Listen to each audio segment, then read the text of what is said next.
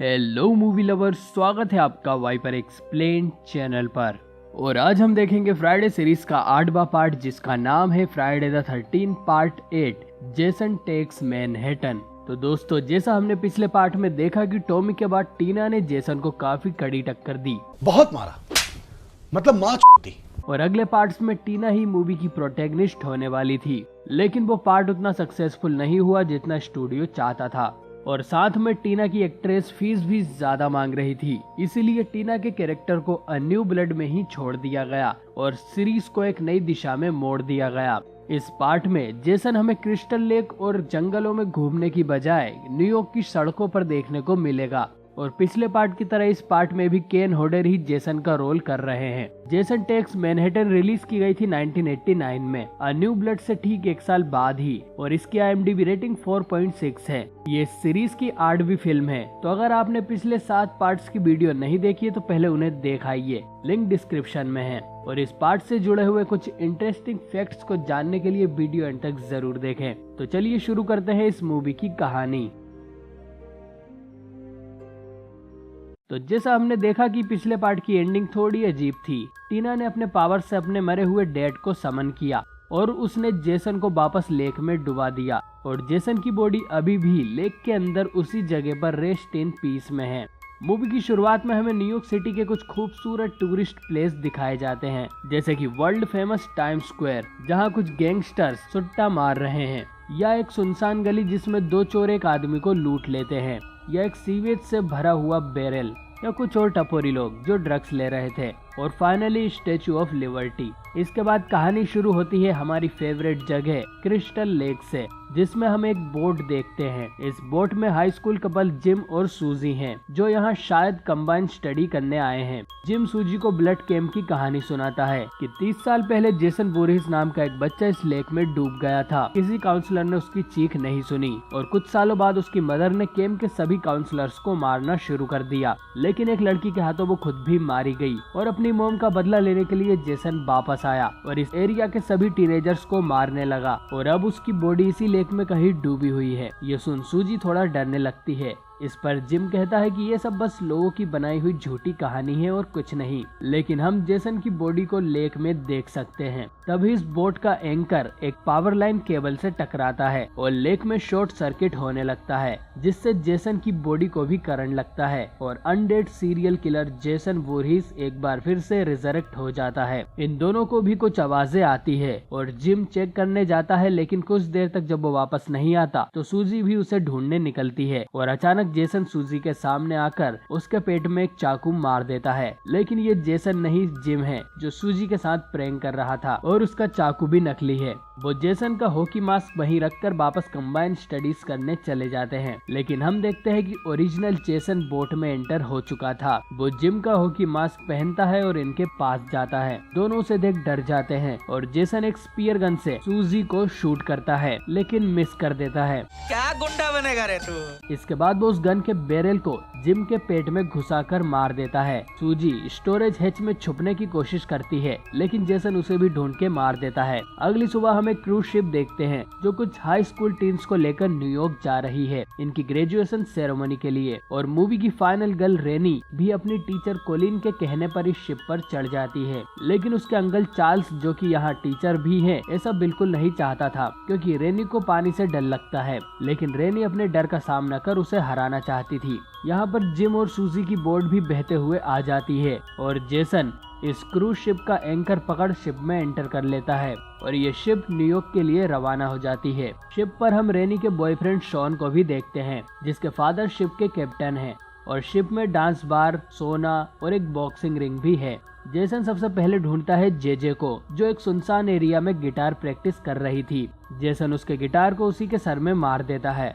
इधर रेनी को जेसन के चाइल्डहुड के विजन आने लगते हैं, जब वो पानी में डूब रहा था, लेकिन किस लिए ये हमें आगे पता चलेगा। इधर जेसन अपने अगले शिकार के पास जाता है, जो बॉक्सर है, और थोड़ी देर पहले ही जूलियस से हारा था। ये सोना रूम में स्टीम बाथ ले रहा था, और जेसन एक गरम सोना पत्थर उसके सीने में डाल देता है, और उसकी भी मौत हो जाती है। इधर रेनी जब अपनी टीचर कोलिन के साथ थी, तब टमारा नाम की एक लड़की जानबूझकर उससे टकरा जाती है और रेनी समुद्र में जा गिरती है। जहां उसे फिर से छोटे जेसन का विजन आता है जो उसे पानी के अंदर खींच रहा था। शॉन भी समुद्र में कूद जाता है और रेनी को बचा लेता है। चार्ल्स उसकी टीचर कोलिन को डांटता है क्योंकि वो उसका ख्याल ठीक से नहीं रख रही थी। इसके बाद रेनी को कुछ और विजन आते हैं, जैसे सिंक से ब्लड आना या छोटे जेसन का उस पर अटैक करना। इधर ओरिजिनल जेसन टमारा के बाथरूम की तरफ जाता है जहाँ वो शावर ले रही थी। जेसन दरवाजा तोड़ अंदर घुस जाता है और बाथरूम का मिरर तोड़ एक टुकड़ा उठा लेता है। टमारा अपने आप को टॉवल से ढक गिड़गिड़ाते हुए कहती है कि वो उसे छोड़ दे,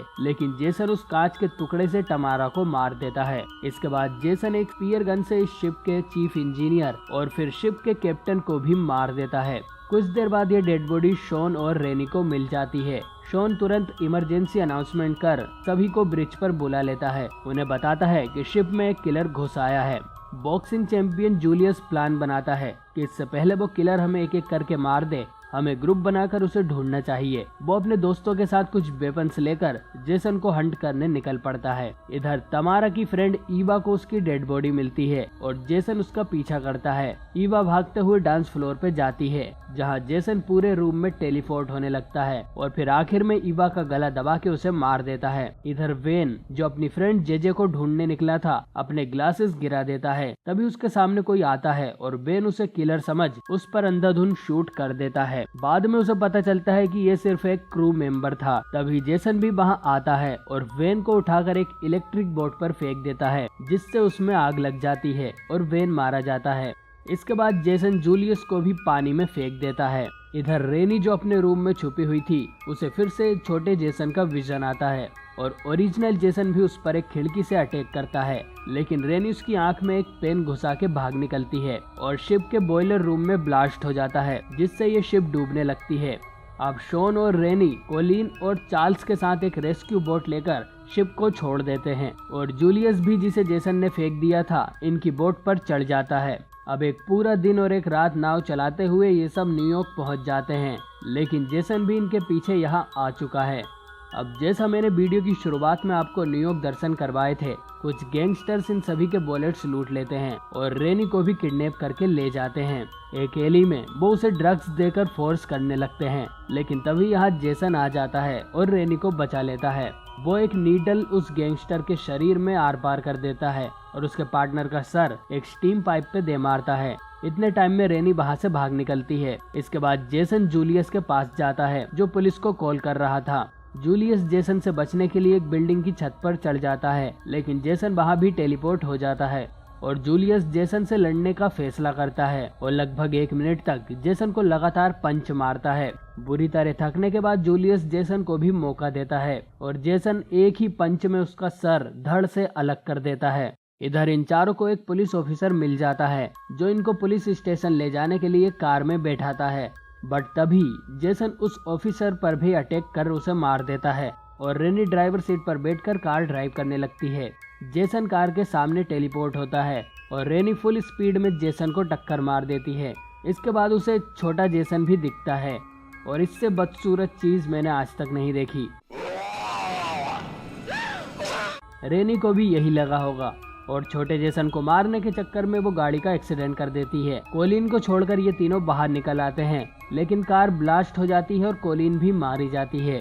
तभी रेनी को कुछ याद आता है। हम एक फ्लैशबैक देखते हैं जब रेनी छोटी थी, तब चार्ल्स उसे क्रिस्टल लेक में स्विमिंग सिखाने ले गया था और रेनी जल्दी ही तैरना सीख जाए इसके लिए वो रेनी को लेक में गिरा देता है। वो उसे जेसन के नाम से डराता भी है कि वो इस लेक में डूब गया था, तो अगर तुमने तैरना नहीं सीखा तो वो तुम्हें भी अपने साथ डुबा लेगा। इसी इंसिडेंट के कारण रेनी को पानी से डर लगने लगा और उसे चाइल्ड जेसन के विजन्स भी आने लगे। वो अपने अंकल चार्ल्स को इस हरकत के लिए कन्फ्रंट करती है और शॉन के साथ उसे वहीं छोड़ चली जाती है और फिर जेसन चार्ल्स को उठाकर सीवेज के बैरल में डाल देता है। इधर शॉन और रेनी एक मेट्रो ट्रेन में जाकर बैठते हैं, लेकिन जेसन इनके पीछे वहाँ भी आ जाता है। उसे अपने आसपास के लोगों से कोई मतलब नहीं था, उसे पहले इन दोनों को मारना था। इसके बाद शॉन जेसन को रेल की पटरी पर फेंककर उसे करंट से मारने की कोशिश करता है, लेकिन हम जानते हैं कि करंट से जेसन मरता नहीं है बल्कि जिंदा हो जाता है। खैर, ये दोनों सबवे से निकलकर टाइम स्क्वायर में आ जाते हैं और जेसन भी इनके पीछे यहाँ पहुँच जाता है और फाइनली जेसन असली न्यूयॉर्क में आ ही गया।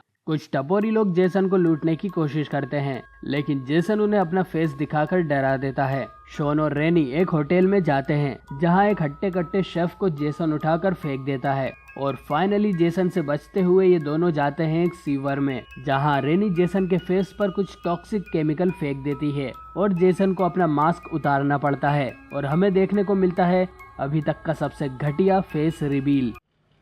ये तो टट्टी है।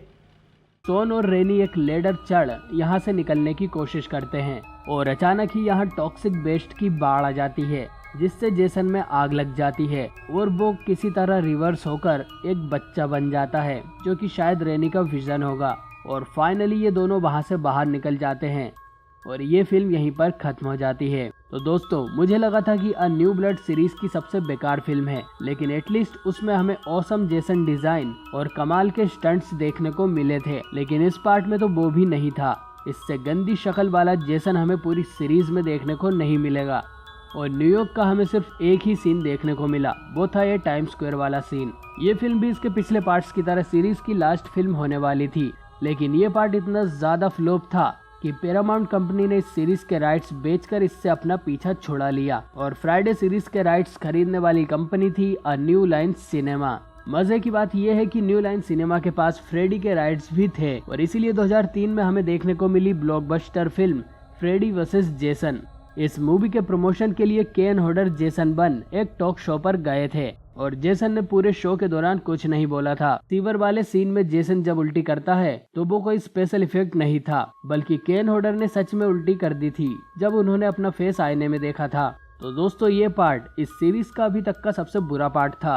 आपको ये पार्ट कैसा लगा कमेंट करके जरूर बताएं। इसके अगले पार्ट का नाम है जेसन गोस टू हेल, जिसमें जेसन के कैरेक्टर को फाइनली खत्म कर दिया जाएगा। तो अगर आपको ये वीडियो पसंद आई हो तो इसे लाइक जरूर करें और चैनल को भी सब्सक्राइब करें। मैं मिलता हूँ आपसे बहुत ही जल्द एक और नई वीडियो के साथ।